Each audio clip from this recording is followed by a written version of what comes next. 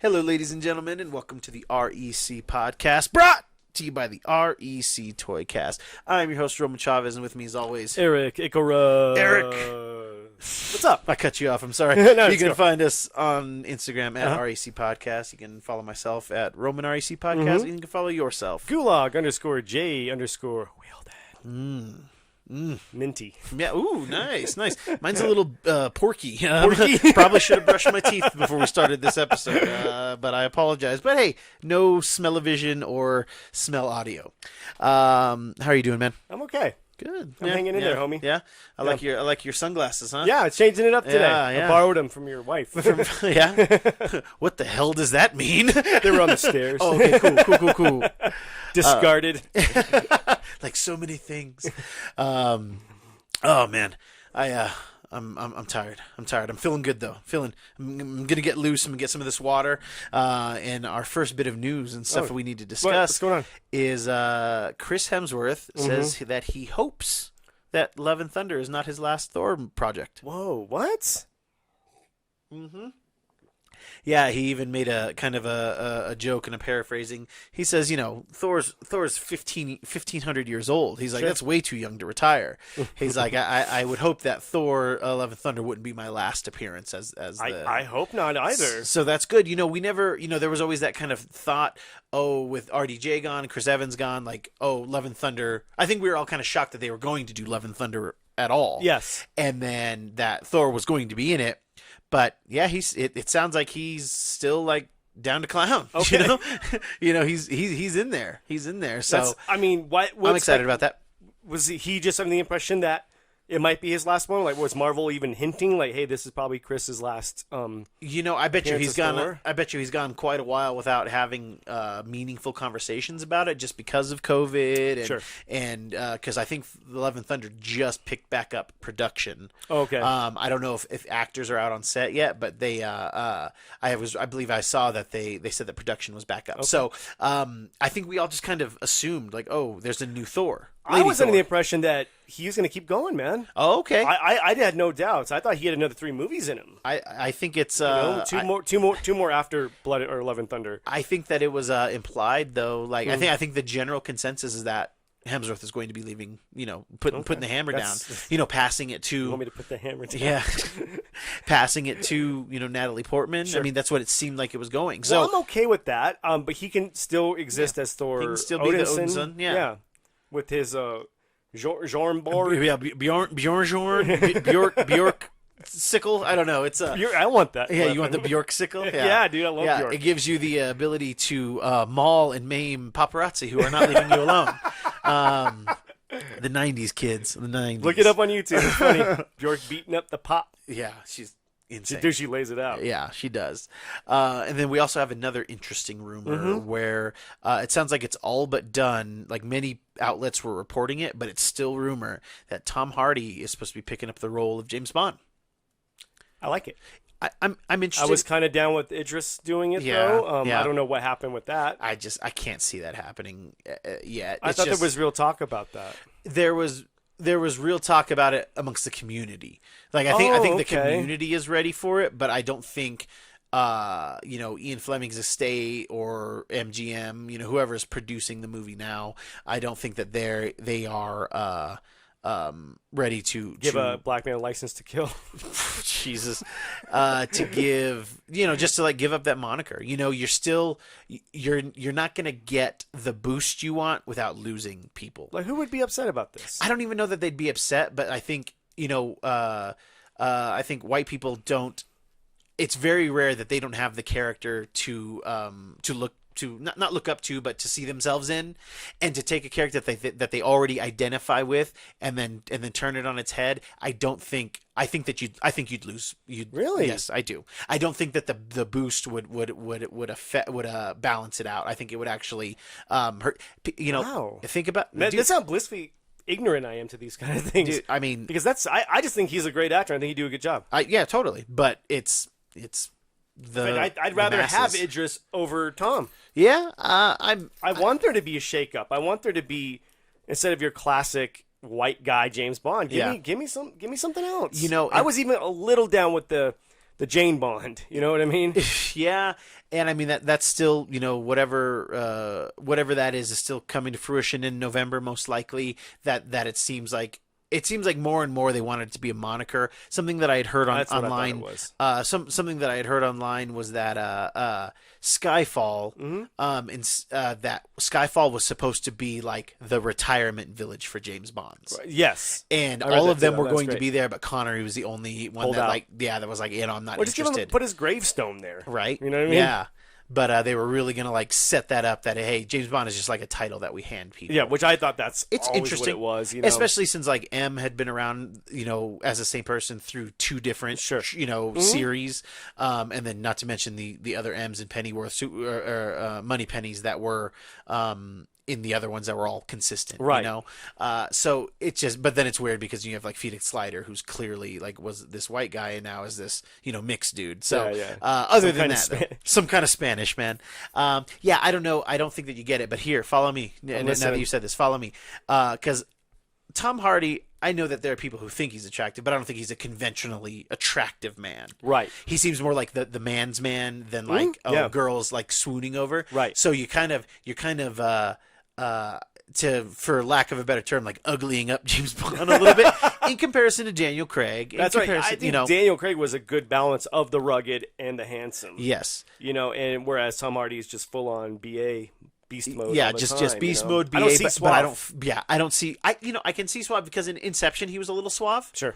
But I don't think he's like I said, like he's not overtly handsome. Like you could say that Daniel Craig is hot. Like I think that there, and there I'm sure there are people who think that Tom Hardy is hot, but I don't. It's not the conventional good looks. Right. So I just want him to do the Bane voice as. So, but that's how you set as up, 007. That's how you set up Idris Elba as a later one because this is like the buffer. Okay. This is going to be the buffer. Like, we're doing ugly white dude. We're going to do a less attractive white guy than what we would normally do. And then, let's not pretend that Idris isn't like dimey man dime. That's how you do it. You kind of soften the blow with like we get an a ugly less attractive dude, and then you bring in the man dime. Yes. Like, return to form. Yeah, that seems like a Hollywood That's the way to move. go. That seems like a Hollywood move to me. So. Would you want him to do the Bane voice though? I'll take it wherever as I James get Bond it. because he's still kind of Connery-ish, It is a little, James Bond. Sorry, that was more like Kenny. I don't know, man.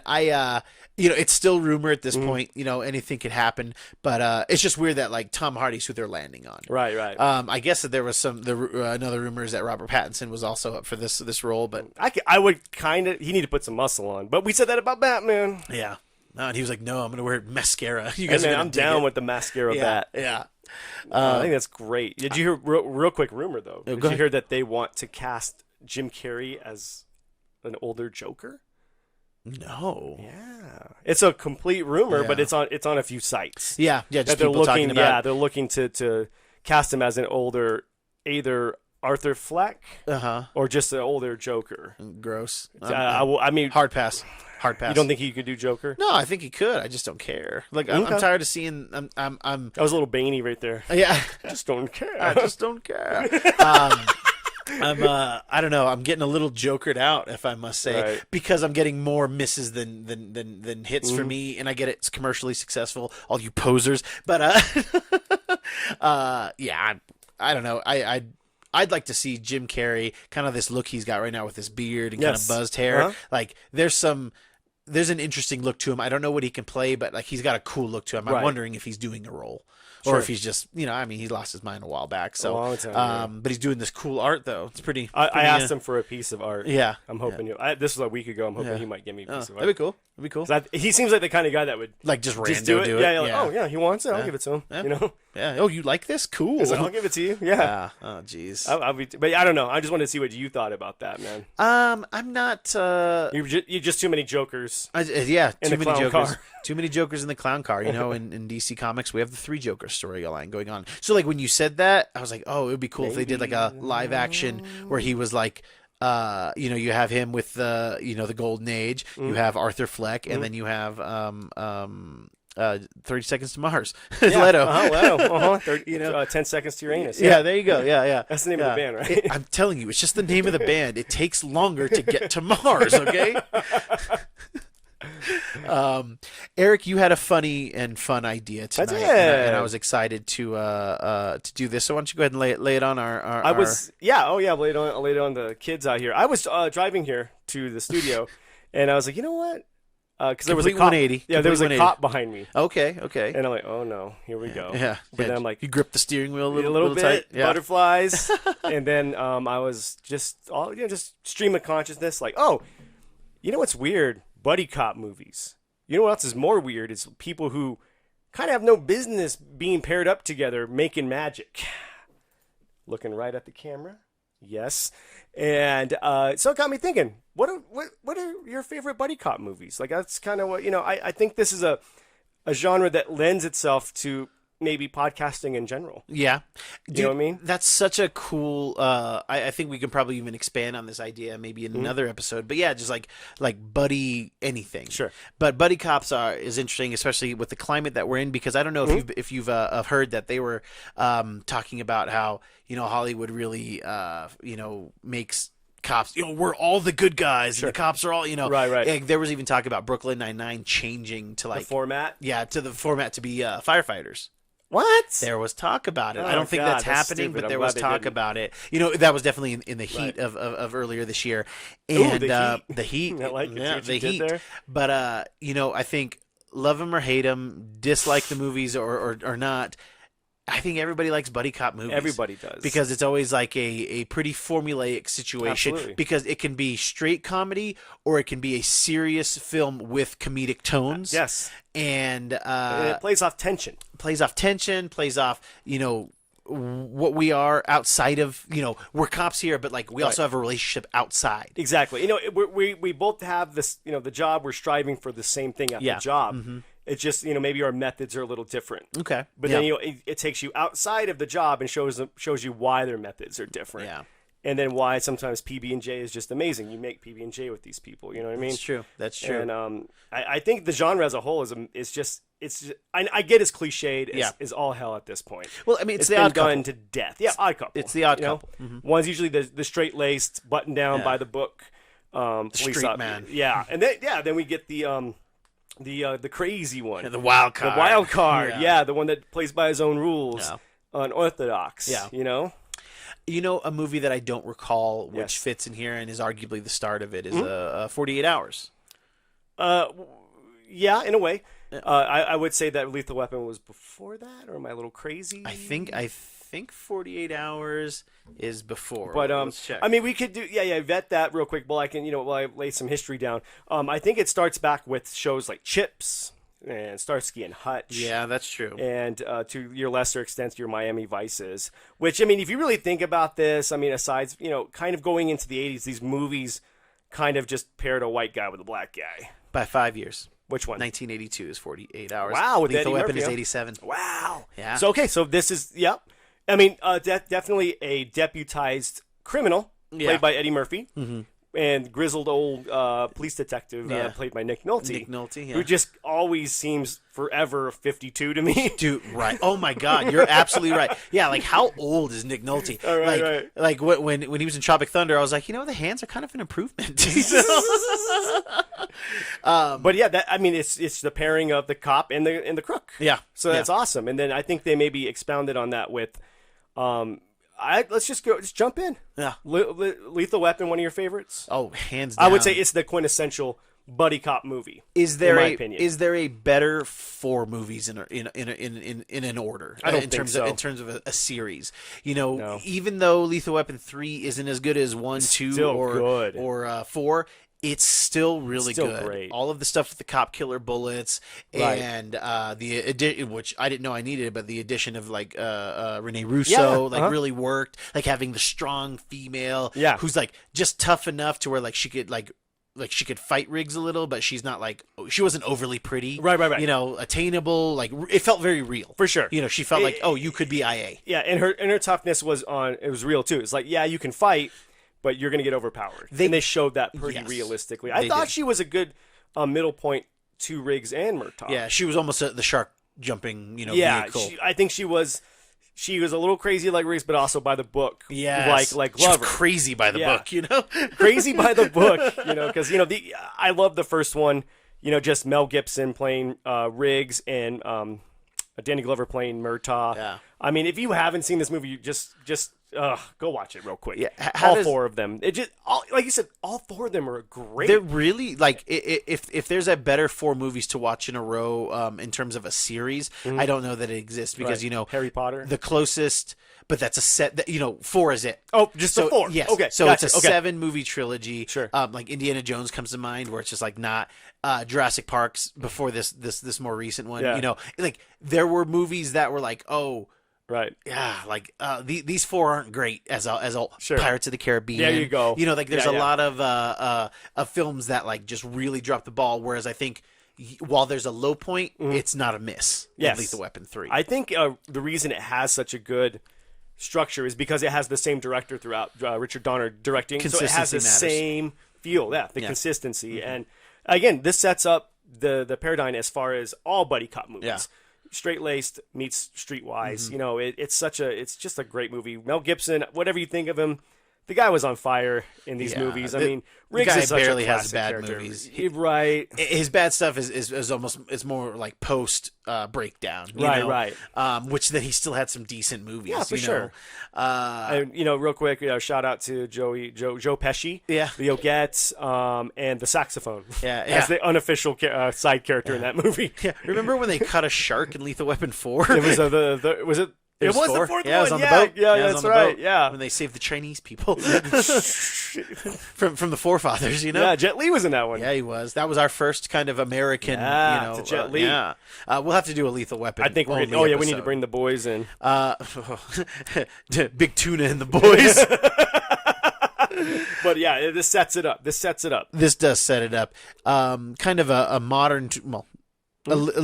Modern, but still early. Let's say 2000s twist is Rush Hour. Yes. Again, you have not only a straight-laced guy from China, right? But you have the fish out of water aspect. Yes. And again, there's 3 or 4 of those Rush Hour movies, and 1 and 2 are okay. Pretty good. Yeah, one's great. One's amazing. 2 is all right. It's fine. The Don Cheadle cameo is one of my favorites. So it. is oh god, what's his name? Jeremy Piven. Yeah, he's Jeremy good. Piven's like 5 seconds is so funny. He's the store. The retail person, right? He's like you got the high cheekbones and the mochaccino skin. He's like, I'm thinking croc skin, buttercream, croc skin. It's so weird. I think this is a good twist on it because the cop genre was getting a little stale at this point. Yes. And and I get people are going to always point out that the races are different, but that's what makes these movies good is cultures are different. People are different. That's why you're going to pair up different races. Exactly.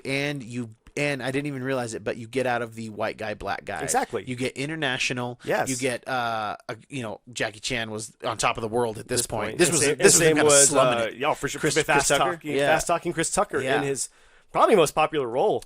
Probably at this point, at least which I can't even remember his name in the movie. I can't either. Yeah, but I think the movie's great. I haven't watched it in a while. Brett Ratner vehicle. Yeah, Brett Ratner vehicle. Yeah, I believe his intellectual property. Right, he's done all of them. Kind of like the Richard Donner here. There you go. And there is consistency. Consistency. It's good though. I enjoyed. Like I said, the first one's great. Mm-hmm. You do get the tried and true buddy cop nonsense, but like I said, you get the language barrier, which is funny. Yes. And in the second one, you get that classic scene where he thinks Chris Tucker's character is dead and he plays the Puff Daddy song. Yeah. I'll be missing you. Yeah. It's such a cool moment. I loved it. Yeah. But the first 2 are very, very fun. I didn't even get through the third one. I think it's in Paris. Rush Hour in Paris. Yeah. Paris. Here's one that you brought up that I don't remember well. Like, I remember the premise, blah, blah, blah. But Turner and Hooch. Yes, Tom Hanks. Paired with the doggy. And Hooch. I remember parts of it. I definitely remember when he locks him in, like, the study, and he just, chews up everything. Yes. Like, man, there was a time in American history where you wanted your second banana to be an animal. Yes, there was a point. And it's like, Jesus. Like, and to be fair, from what I remember, Tom Hanks pulled it off. He does. It's actually a pretty good movie. Yeah. again, it's kind of silly. I think they've done the buddy cop nonsense to death at it. Go, let's do a dog, because I think Jim Belushi had done it. I was going to say K9. Yeah, is the name of the movie where he's paired up with a German Shepherd, and I don't remember it. Who cares? It's Jim Belushi. Yeah. The wrong Belushi died. Hashtag. Oh, jeez. I mean, Jim deserves his place, but in the grave. Oh my god. Oh my god. But yeah, again, this turns the trope. This is the jumping shark moment then for just the. I would say genre. Whoopi Goldberg's Theodore Rex is the jumping shark moment. Okay. You remember Theodore Rex? I Where don't. Whoopi Goldberg is teamed with a talking Tyrannosaurus, and they're both cops solving a murder. Are you you making this up? Nope. I have no idea. I'm sure you'll pull up the poster. No, I'm not even going to look for this. Because the audience is going to be like, oh, what the hell? God, all right, Theodore Rex. Yeah, but anyway, it takes place in a world where dinosaurs evolved alongside of humans. And Whoopi Goldberg, legit, and the story behind that was Whoopi had another contract, one more movie to do with the studio. Like, she was obligated to do it. And they picked, because she kept turning roles down. And they're like, okay, if you don't take this next one, we're going to sue you. And they gave her the script of Theodore Rex, so she had to say yes to it. Oh, my God. And let me tell you, you can tell she does not want to be there. Oh, my God. So, she's in a great buddy cop comedy as well. National Lampoon's Loaded Weapon 1. Loaded Weapon 1 is the perfect spoof for the genre. Absolutely. It's not too far after it was kind of like, okay, we've kind of got our peak. Lethal Weapon 4 hasn't come out yet. Yeah. Die Hard 3 exists, I think, maybe. I think it's same year. Yeah, so you have which is hilarious. Bruce Willis has a cameo in there. Bruce Willis has a cameo, obviously Jesus, Sam Jackson. And that movie is the perfect just kind of rip on the genre. Oh, for sure. It almost, I think, I'm trying to think of like the jokes that don't hit for me. I can't think of a joke that doesn't hit. When this came out, I would say arguably is still in my top 10 as far as just laugh at it. It works in the they in don't the buddy make comedy thing. spoof movies like this anymore. The jokes were pretty smart. They're so smart. And it actually tells a story. Yes. You know Yeah, what I mean? there's a story really there. good story in that movie. Yeah. And it's got great actors. And Tim Curry just kills it as Mr. Jigsaw. Yes. Like and Tom Bill Shatner's in there.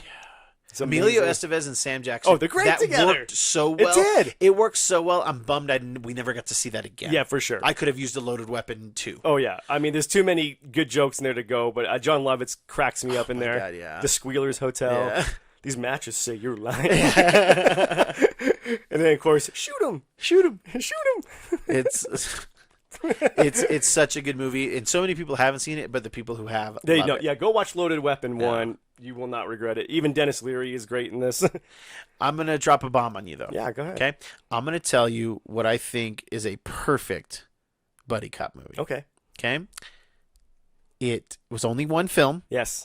It's definitely in the universe of Lethal Weapon, Uh-huh. and it's Tango and Cash. Dude, I would not argue with you. Sylvester Stallone and Kurt Russell. Absolutely. Kurt Russell as Riggs. Yes. Yeah. Sylvester Stallone as Danny Glover. As Murtaugh. Murtaugh. Absolutely. It's the craziest ripoff. It is New Coke, but it works. Yes. It's like it's the same packaging. Like literally, like Kurt Russell looks like Riggs. Like he looks exactly like Which him. I think he was up for the role at one point.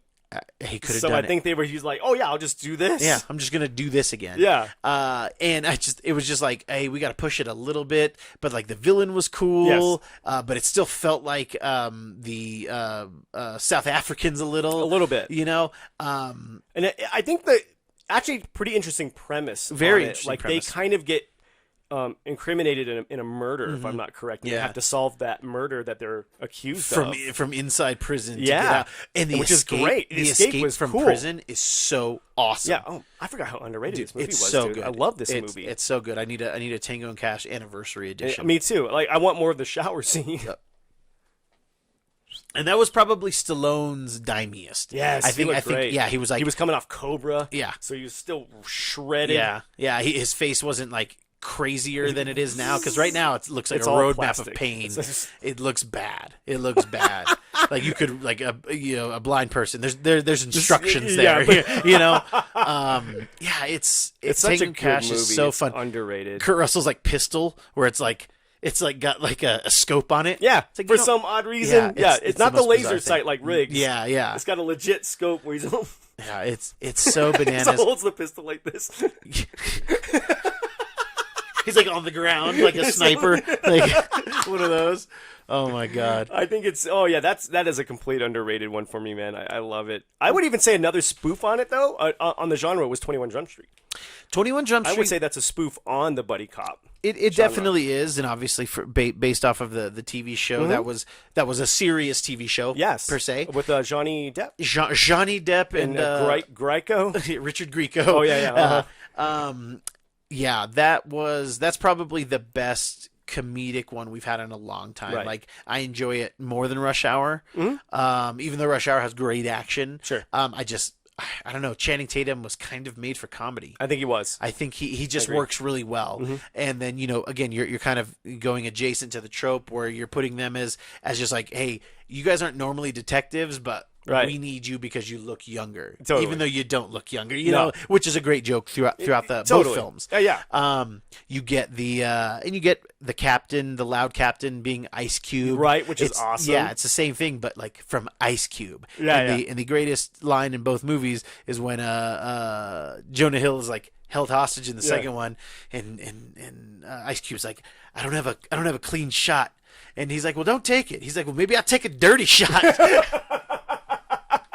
Because, as we know, spoilers, Jonah Hill's character had made sweet love to Ice Cube's daughter. That's right. And I think that one really, man, there's like a whole other genre. I would say, comedy. yeah, to say Catty Corner to 21 Jump Street was The Other Guys. Yeah, which is kind of a pseudo parody on the genre. I don't like it. Which you don't care for. Adam McKay directed, Will Ferrell and Mark Wahlberg.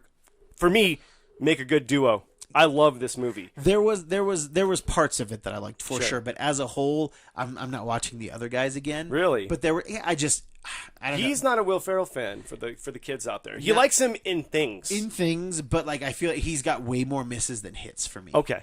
But I love the other. Steve Coogan kills it in this movie, dude. Michael Keaton steals the show. Oh God, Michael Keaton steals the show. He does steal the show. TLC references. Left and right. Working at Bed Bath & Beyond, like, because he has to, even though he's a captain. Because his son's in college. Yeah.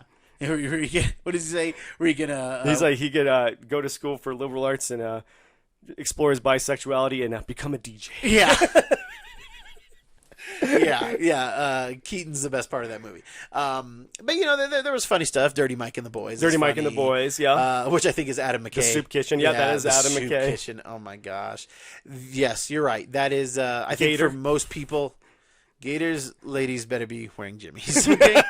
I think. You're right. I think for most people that would be probably better than 21 Jump Street. Sure. But 21 Jump Street was I expected other guys to be good, and I didn't care for it. I didn't expect 21 Jump Street, and I got two movies I really liked. And you enjoyed them. Which I really did too. They're fine. They're up there. Let me see. I mean, it's such an interesting genre because we can go to the dramatic territory with this too, which I think, harkening back, Lethal Weapon tote the line. It did. Fun and dramatic. I mean, there were scenes in there. Not funny. Yes. Right. Yeah. So maybe it doesn't fit but it was still buddy cop, but it's just not a comedy. Right. Yeah. I mean, I think the first one definitely more dramatic because you're dealing with Riggs trying to kill himself, like legit. That scene where he's in his trailer about to shoot himself is sad. Yeah. Because his wife's dead. Yeah. Oh Jesus. and then then you get the lighting it up. They light it up. And she didn't die, man. She left you. Well, she's dead to me. And then in the second one, you find out, she wasn't in a car accident. Oh, yeah? Really? Yeah, remember the... Oh, yeah, they killed her. Yeah, that's right. I forgot about that. Latin Riggs? Yeah. Oh, my gosh. And that cute Von Hagen-Dazs chick. Yeah. Oh, yeah, Von Hagen-Dazs. Von den Huss. She was hot, dude. Dude, Lethal Weapon 2. You got a lot of Mel Gibson buns shot in there. There's a lot of, Mel Gibson buns. Yeah, and he had a good body. He did. He had a good body. But turning it real quick, I know Training Day to me is not necessarily a buddy cop, but it kind of is. It's not, because they weren't friends even a little bit. But it was sort of like they all start out that way. They all start out not liking each other. So it gave the impression that these two are... That it might go that way? It might go that and way. Then it's like, nah. And then it goes it's not that way. Real. It does. Wow. But of course, then we get First Watch with Michael Pena and Jake Gyllenhaal, which is... Okay. Which is a very dramatic take on the genre. Yeah. There's funny moments, but it's just very sad. It's a very sad and real movie. It's like shot from actual body cams and stuff like that. It's great. Well, I mean, it's not buddy cop per se, but it's our boy and Nice Guys. This was my coup de grace here, because these are the one I was private eyes though. Yes, they're not, I'm going to say that it's a buddy cop. They work on the side of the law. I think it's in the vein for sure. Yep. Yeah. And this was going to be the one I say because this is my all-time Shane Black again. Lethal Weapon. Yep. Writing credit, I believe, for I don't one think and he directed it. Nope. Yeah, just writing credit for 1 and 2. But oh my god, I this movie is so underrated. Probably won't get a sequel, which is to me is very. I don't know that sad. you need it. I'd like to see those characters again, one. but for me, it's in the vein of Tango and Cash, where it's like, hey, we told a really strong story. Sure. But for me, the story for Nice Guys isn't great, but the cast is it's just so too good. Yeah, the dialogue's too amazing. Russell Crowe and Ryan Gosling just kill it. So good. That bathroom stall scene that deserved way more love than it got. Oh, for sure. It's so funny. Like, I wonder how many times they had to shoot God, that, or if he just nailed it. You'd have to nail that first time, or you're not going to. The door closing and dropping the cigarette. It was so funny. I love how they put realism into this movie, where he tries to punch out the window. Yeah. And he cuts himself. Yeah. That's what would happen. Yeah, dude, that movie. Yeah, I need to rewatch that. Yeah, it's so amazing, and it doesn't get the love it deserves. Now, I will say, it wasn't as good as I thought it was going to be. Sure. Because I do think that the premise is flimsy. I don't even actually remember it. That's what I'm talking. But those two were so good together. I don't want to spoil it, but it's an interesting. It is dated, but I think what saves this movie, and granted, it does take place in the 70s, but the premise itself is very dated. But what saves it are the moments. Yeah. Again, Shane Black, not very great at concepts, not a very conceptual dude, but he's a moments guy. Yeah. Like the moment where Russell Crowe has to kill that guy, and Ryan Gosling's character is there, and she doesn't see it, but he lies to her. He's like, "Did you kill him?" No, he just died, and has to make that moral call whether to tell her. Which I think that would come up in the second one if they did a second one. But God, I need to rewatch it again too, because I forgot how much I love that one, man. Yeah. But God, Nice Guys, love it. Love it or leave it. I'd love it. I love it. I think we need to reach across the pond, though. I think we need to give a certain movie its due, because it's, again, turns that trope, and that's what makes these kind of stand out. Yes. But it's Edgar Wright's Hot Fuzz. Yes. Part of the Cornetto anthology or trilogy, whatever they call it. Chronicles. It might be Chronicles, because I think there's more than 3. And we have this that's literally, it's meta, it's playing off that trope. Oh yeah. Like staying on it, but we got these 2 actors that we were like in Nick Frost and Simon Pegg, and it was cool because it gave Simon Pegg a chance to be badass. Yes. Where absolutely, which I didn't think he could play it. No, and he really did. Like, plays it off. I just know his last name's Angel. Axel Angel, is that? No, I thought his last name was Axel. Is it? Or maybe I'm just being crazy. Maybe I'm thinking of Axel Foley. Once you vet that. Yeah. But yeah, big city cop, but causes a lot of cost to the, what are they called? Constables, Scotland Yard, or whatever. Bobbies. And so they put him on a chill assignment, but he was like a big city cop now in this small town where some shenanigans are going down, where the town is kind of running. Certain people in the town are kind of running stuff, and he's stumbling upon it. But he kind of gets a Nicholas Angel. Okay. I must have been thinking of Axel Foley from Beverly Hills Cop, right? Yes, indeed. He's so weird. I don't know. I haven't seen Beverly Hills Cop since the 80s. Oh, okay. And I don't know why. Probably because of 48 Hours. But you have this, the kind of lame cop in this small town, right? Helping out the big city cop, but using what he knows from action movies. Yeah, buddy cop movies. I mean, it's so genius. Funny. Yeah. I mean, I love every reference they make with him shooting the gun up in the air going, yeah. You ever fired your gun wildly in the air while saying, ah? He's like, no, I haven't. Oh, my gosh. And when Simon Pegg is jumping those fences, and he's like doing the flip as he gets like more down there. I mean, it's the weird... It's a very strange... It's British. Yes. It's very British. It's the British version of an action movie. And I love it. Again, that's kind of the modern day British humor. When people say, "Oh, that's so British," that's what they're referring to. It is the directors. Edgar Wright. Edgar Wright. Yeah, that's what they're referring to these days. Is Yeah. that type of humor? Meta meets silliness. Yeah, Zaniness, which was brilliant. which is why his Scott Pilgrim resonates so well with me because it's a great movie, Eric. I don't know. Yeah, I don't know either. Maybe you were in a bad mood. You need Maybe to I was. let's watch it together. Let's watch it together. Yeah, we're we'll gonna hold get through hands. this. We'll get some popcorn, get Oh, some yeah. wings. I'd love some wings. Listen, you know? I want wings.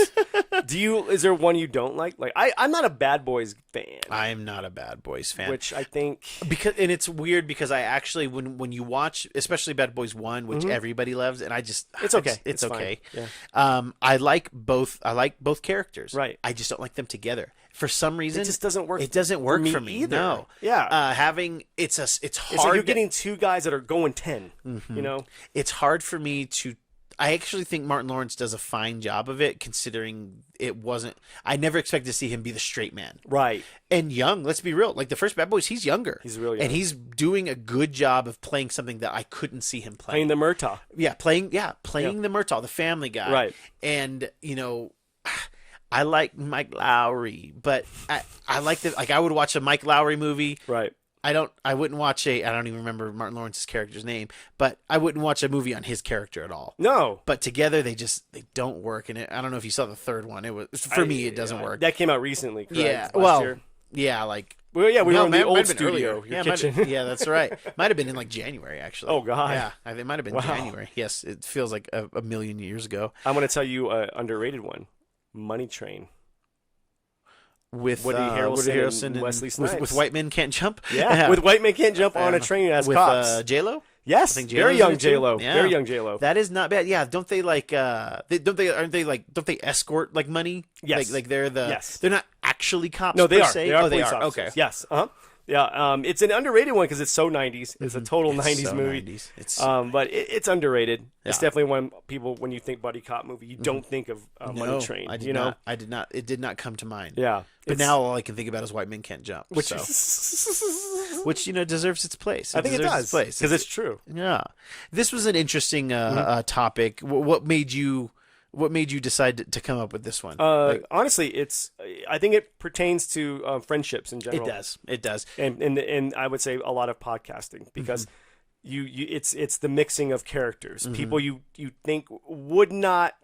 You got to look at our group of friends. Probably no business. Like people just saw us walking down the street. They're like, what's happening here? Or people who are our friends outside of the group. Right. They probably don't see why we're friends with each other. Exactly.